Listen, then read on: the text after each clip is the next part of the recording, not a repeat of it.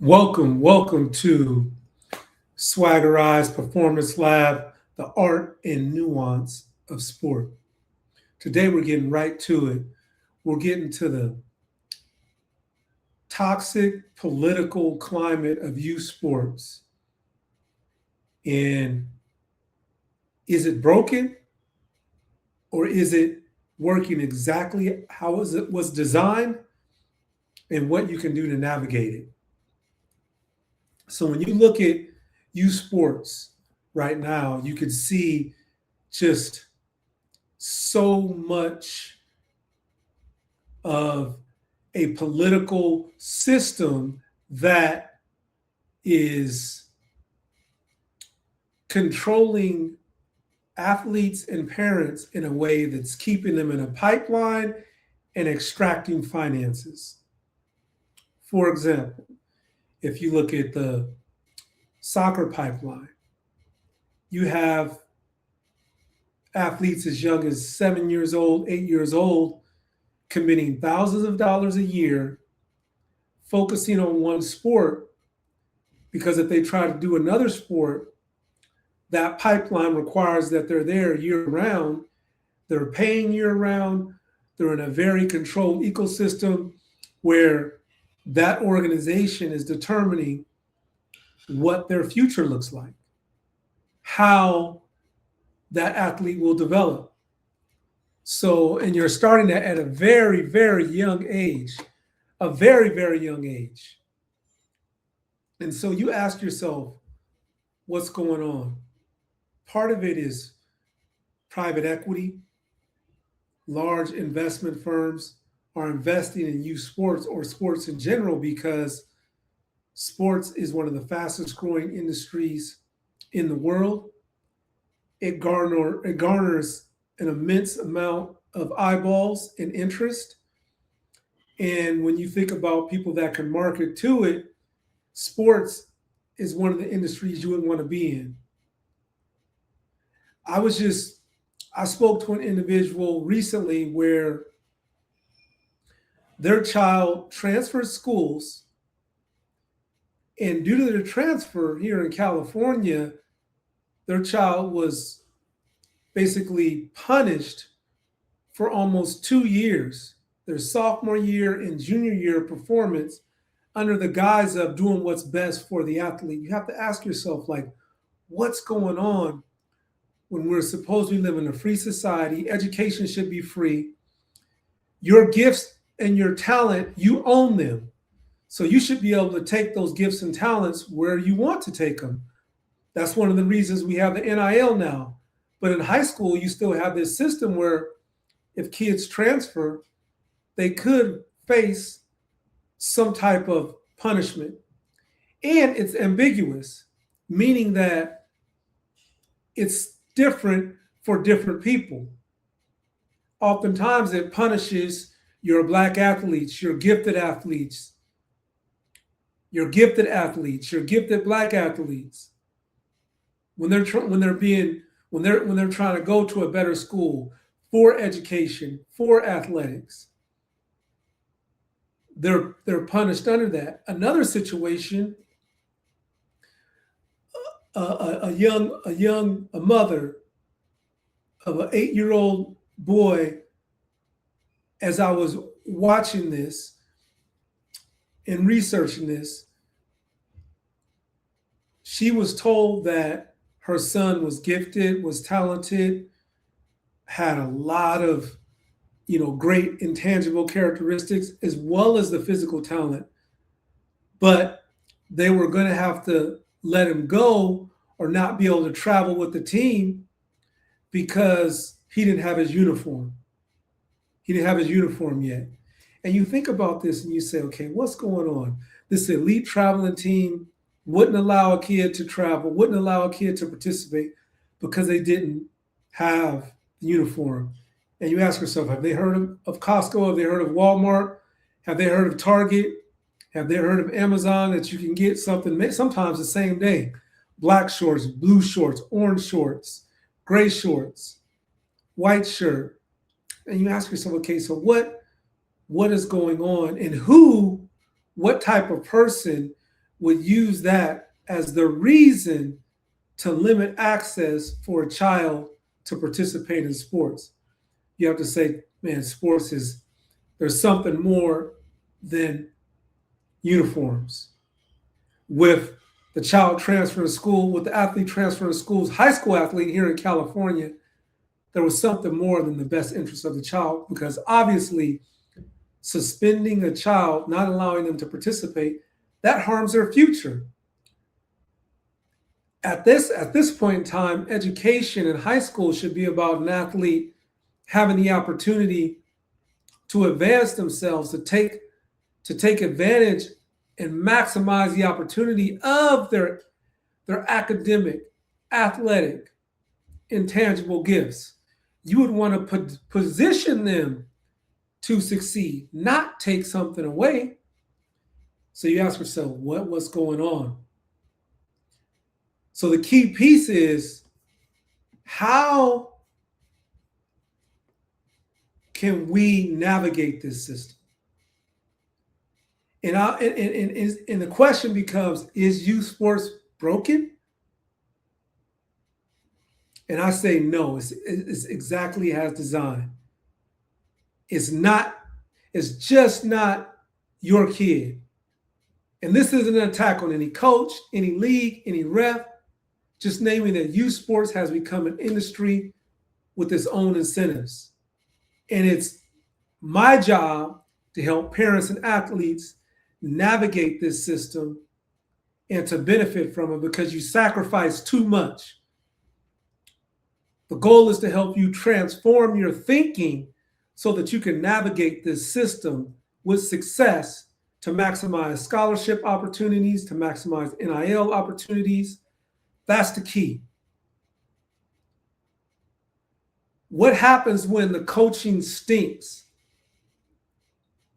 or when coaching shrinks a kid, versus being in an environment where coaching that builds them? So when you look at this, you say, okay, you have to know what you're walking into before you walk into it. Considering the system that you're in, you could be locked in, whether that's an academy that you're paying 20 grand a year and you have to pay 10 grand up front. If you were to just walk away, do you get your money back? Likely not. So you have to understand very clearly what you're walking into. You have to understand what type of coach is coaching your son, your daughter. Number 3, when the parent is the one coaching the kid, or even moreover, when you have a toxic parent, and I mean bringing toxicity to the child, and they're communicating that to other kids in the way of psychological warfare, which you find in some youth sports. You've had kids, and I'll get into these things racially, where in the racial dynamics, where you have parents that are teaching kids how to be racially hostile, because the kids are now saying things to the other kids that are racially different. This white kid is now calling this black kid out of his name, but it's really not the child, it's the parent teaching, coaching, passively suggesting, which is called a form of proxy violence, where the adult doesn't have to receive punishment for it, because it's the child that's actually doing it for them. And this can go to female environments, it can go to any type of environment, to where not only do you have to understand the coach, you have to understand the children that are in it. There are some highly competitive parents, and a lot of these parents are second generation, third generation athletes that play professionally, played Division I. They have real pedigree, but one thing they're not is they understand the process, and we understand the part of true competition. because the shortcuts, they don't help you. To be honest, that's what's happening in youth soccer, is where you have a complete system that is pay to play and it's crippling it. You have kids that are paying a lot of money and they're able to level themselves up because it's pay to play, and they have a certain privilege to associate with that. And they know that and understand the academies that they're in, the monies that they're. You don't think that plays a role in the psychology of athletes, to where you just know something's going to happen for you outside of you competing, outside of your performance. You just know it's going to happen because you come from this right academy, that your parents have some leverage. It always thinks it's going to work, but at the end of the day, you have to compete. You got to be able to compete. And that's the difference in basketball, in football, in tennis, in track and field, where at the end of the day, in golf, at the end of the day, you got to get out there and swing that golf club on your own. They might be able to put a drone inside the golf ball or something and fly it where once. Who knows? We may get there. We may already be there where they can, have a magnet in it. But until we find that out, you got to really make it happen. You got to really make it happen in these sports like golf, in tennis, in football. And even in football, there's a lot of politics in football. But when you line up, you still got to be strong enough to jump in front of that 250-pound running back. You got to be fast enough and agile enough and athletic enough and have the discipline and work ethic and the mindset to stand in front of that receiver and cover him, no matter what school you went to, no matter what your coach, no matter what your parent. At the end of the day, you got to do it. But some systems are completely designed to provide a leg up through pay to play. That's one of the good things about football, is you can still make it by just going through the high school system. You have to choose your high school right, but it's not pay to play. Basketball, in many instances, you can still go to your high school and you can still do work and you can still be seen. And you can still get on a local AAU team. You have a basketball court that's near you that you practice, that you can practice on. So youth sports isn't broken. It's designed exactly how it was meant to. It's how we navigate it. What sports actually put you in the pigeonhole, and what sports give you some flexibility and freedom? I just named some of them. Track and field is one of the most purest sports, but it's one of the hardest. But there's scholarships. The professional pathway is difficult, but there's scholarships. There's free education. There's money. There's NIL. Tennis is extremely difficult, but there's scholarships. There's a professional pathway that's difficult, but it's possible. There's NIL. There's a pathway. And those two are real competition. Football, basketball, the major sports. And that's what's happened with, again, baseball is pay to play. One of the reasons you don't see as many Black Americans in baseball anymore is because of that. So understanding the dynamics that you go to, because if you spend 6 years, 5 years down a pathway, down a sport that doesn't have a clear pathway, doesn't have a protective pathway, then you could be going the wrong direction. Golf, even though golf historically had racial dynamics and limitations, there's still public golf courses. It's still an individual sport that you can somewhat control. When you look at many different sports, there's not as much as a pathway. And then other sports require maximum amount of dollars to invest in and is minimum reward. No really educational award. The professional award is professional reciprocity is limited. And what needs to happen is that you athlete, you parent, you all are investing so much. You deserve some level of reciprocity based on that investment, even if it's just junior college, because that costs money now. And junior college will pay for you to come to junior college and participate in sports. You get your first 2 years of education paid for. Some sports don't have a pathway, and they're very political and insular, meaning they're already political, they're already very micromanaged, and then they don't have a clear pathway. And then they could pull the rug from under you at any time.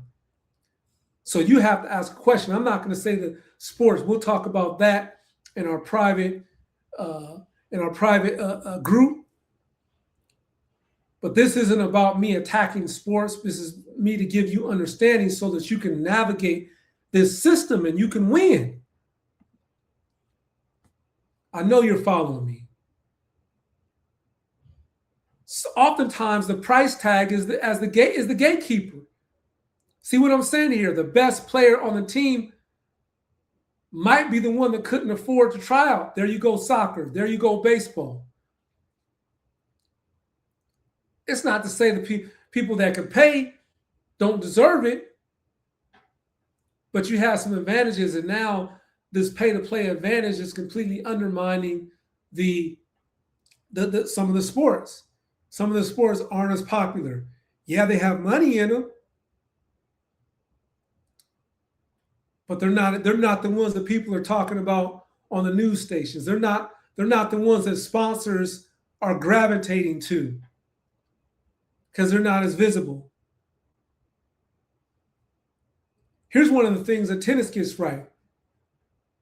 There's no sideline drama. There's not a lot of drama. There's a decorum. Track and field, the same. You go to Southern California, Texas, track and field,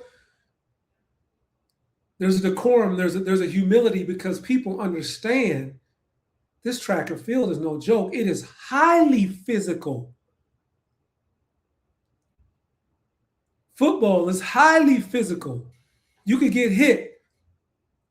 Boxing, the top of the food chain boxing, the Andre Wards, the Roy Jones, and I say that because I watch their show. I absolutely do. One of the best boxing shows out there.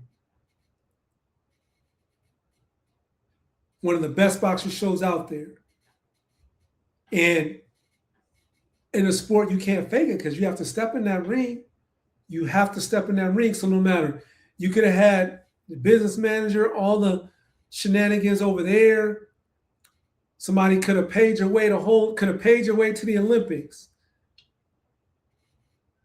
You could have bribed your way all the way to the top of the food chain.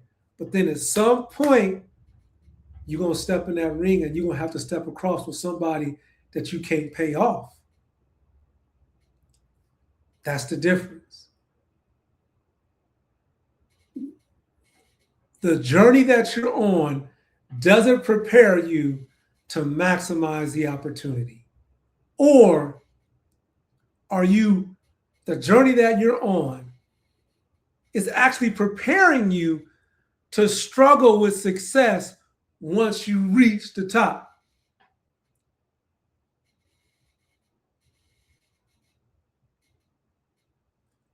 The cost of ranking kids too early. When you're ranking a kid at 11 years old, 12 years old, so much can happen. Don't let anybody convince you. So much can happen. And lastly, one of the toxic things about sports is the officiating. Those that use authority for draconian punishment. Refs that eject you for no reason, refs that curse at you, people that are in officiating positions that use that power and authority in a wrong manner. How you have to be prepared to take that, right? You can't fight it at that moment. You have to be able to handle it in that moment, step back, and then attack it very strategically after wise counsel. This is the blueprint to navigating what many are calling a toxic political youth sports industry that isn't broken. It's performing exactly as it was designed, but this is how you navigate it. This is how you navigate it. You understand what environments you're walking into, meaning you have a clear picture of what the coach is, who the coach is, what's his philosophy. It doesn't mean they're going to be perfect, but they respect the athlete as much as they respect the parent. Those are great coaches. Coaches are perfect. They aren't perfect because they're people, but the great coaches, they have a heart. They give their heart and they care. That's first point. Understanding that kids can be toxic too at a very young age. My children travel internationally to cycle, and internationally was amazing. But I would even say here at home in the States, some of the kids and how they were taught and the language they use, and very nasty, very nasty, very nasty. So you have to have the infrastructure to navigate that. Mine did. Understanding that. But at the same time, you have to be able to understand what type of environment this is, what is the pathway, what type of development pathway is before them, how political is it, meaning does competition really matter? In many sports that are very insular and small, it's more political. They're picking and choosing the whole way. They're trying to subvert progress of individuals the entire way. Where in other sports, some of the behavior that where, for example, track and field, timing is everything. In football, timing is everything. Timing an athlete in the 40-yard dash time, that's money. That's scholarships. In other sports, they don't look at it like that. They look at that as something that you can manipulate. So now timing, that's why the timing systems is becoming extremely important. All of these technology systems, they have to have oversight because, yes, people are manipulating everything that they can to control the system, to control the pipeline. So youth sports is not broken. It's behaving exactly how it's supposed to, and how you navigate it is by understanding the environments you work in, being able to step away from any environment that is not serving you and your child, and understanding what pathway, is it even worth it? Is there scholarships? Is there money? What's available to you?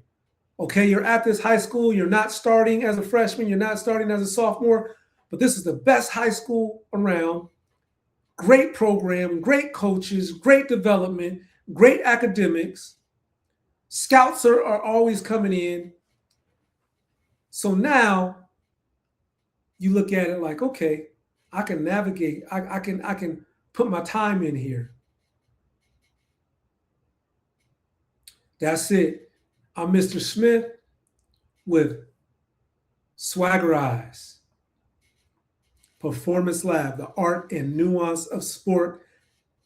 If you like what you're hearing, you can scan the code right there, the Swagger Eyes iOS app, and you can get custom workouts, timing, NIL education, NIL assistant, financial education, everything that you need to think like an elite athlete, an elite Olympic level Hall of Fame athlete is there on Swaggerize.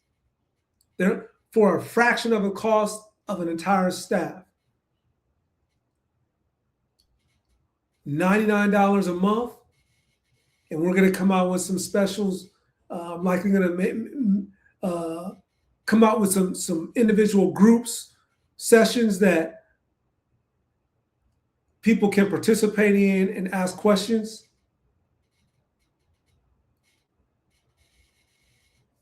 Mr. Smith, Swaggerize Performance Lab, I'll see you next time. Like and subscribe if you like the content.